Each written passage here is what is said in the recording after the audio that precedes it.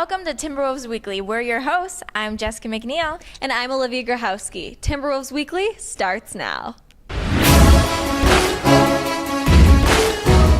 From all intellect and let the rhythm affect to lose our inhibition. Follow your intuition, free your inner soul and break away from tradition. Cause when we be out, girl, it's pulling me out. You wouldn't believe how we wild. We burn it till it's burned out. On Friday afternoon, the softball team dropped a pair of games to Saginaw Valley State. This makes them now 12-12 overall and 3-5 in the GLIAC. To start Game 1, Northwood out-hit the Cardinals 12-8 and committed 2 errors to just 1 for Saginaw Valley State. Jessica Tostred finished 4 for 4 with a pair of runs scored and 4 RBIs, including a grand slam. Ashley Lynn finished 2 for 5 and added 2 runs scored. In the second game, Saginaw Valley State out-hit Northwood 10-4. Guido finished hitting 3 for 4 with an RBI and runs scored, while Jenny Wantorsic added a pair of RBIs. That don't kill me, can only make me stronger. I need you to hurry up now, cause I can't wait much longer. I know I got to be right now, cause I can't get much stronger. Man, I've been waiting all night now, that's how long I've been. The men's baseball team is now 14-10 overall and 4-2 in the GLIAC after taking on Malone this weekend where they split. Game 1, the Timberwolves picked up a victory which was 18-11, and they fell short in Game 2, 8-3. Northwood finished with season highs in hits with 21 total and in home runs with 3 in Game 1. Game 1 was controlled by Malone early and Northwood late. The key inning of the contest proved to be the 6th when Northwood scored 7 runs to lead. The game was tied 10-10 heading into the 8th inning when Northwood put the victory away. The Timberwolves scored 3 in the 8th and 5 more in the 9th to finish with a season high of 18 runs. Richie O'Neill led the way for Northwood in Game 1, going 4 for 6, 3 runs scored, and 4 RBIs. Connor Foley went 4 for 5 with 2 RBIs, while Daniel Pulver had 3 RBIs. Nate Boschma came off the bench to hit a 3-run homer. Sean Larner picked up his second win of the season in relief, allowing 1 run in 1 2/3 innings of work. In Game 2, Northwood's offense came out strong, plating 3 runs in the opening 2 innings. But that would prove to be the final offense of the day for the Timberwolves, as Northwood was held off the board in the final 7 innings. Dustin Lee had a hit, a run scored, an RBI, and 2 stolen bases to lead the way. Cause I got a really big team, and they need some really big rings. We need some really big rings. I got a really big team, man, what a time. The men's tennis team opened up their GLIAC play over the weekend with a 5-3 victory over Walsh. They've now won 4 straight matches in a row, and this puts them 5-4 overall and undefeated in the GLIAC. Doubles was extremely tight at the top of the lineup. Walsh won 8-5 at the number 3 slot, while the top 2 matches each went to a tiebreaker.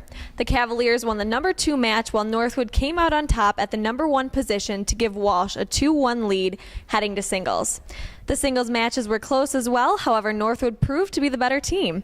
The Timberwolves won 4 of the 5 matches that were completed. 2 of the matches went 3 sets, while 5 sets went to tiebreakers.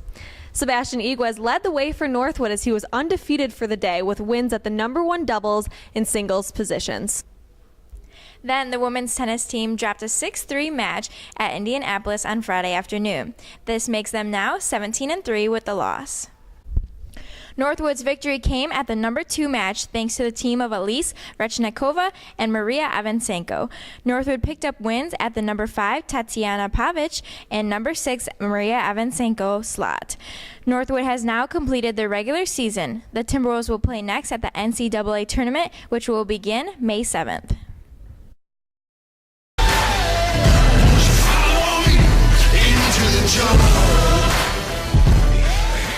The women's golf team earned a 5th place finish at the NC4K College Classic Sunday and Monday.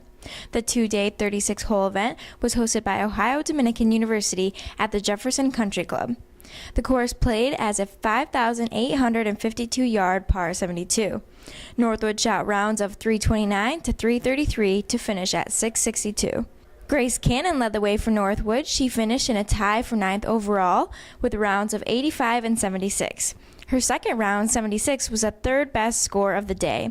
And Marlies Kleckner-Alt tied for 18th after shooting rounds of 84 and 81. The men's golf team placed 7th out of 25 teams at the Jewel.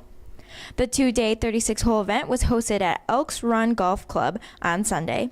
The course played as a 6,673-yard par 71.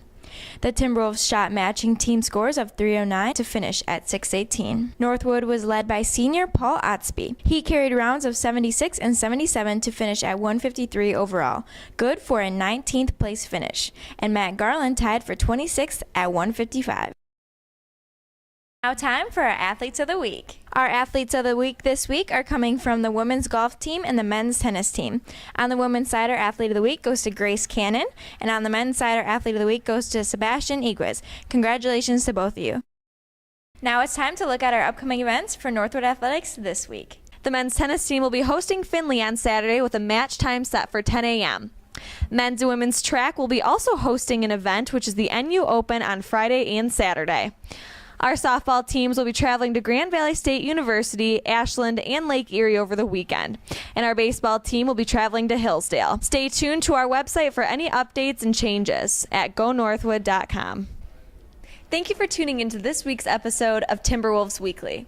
I'm Olivia. And I'm Jessica. Remember to keep fighting and go mad.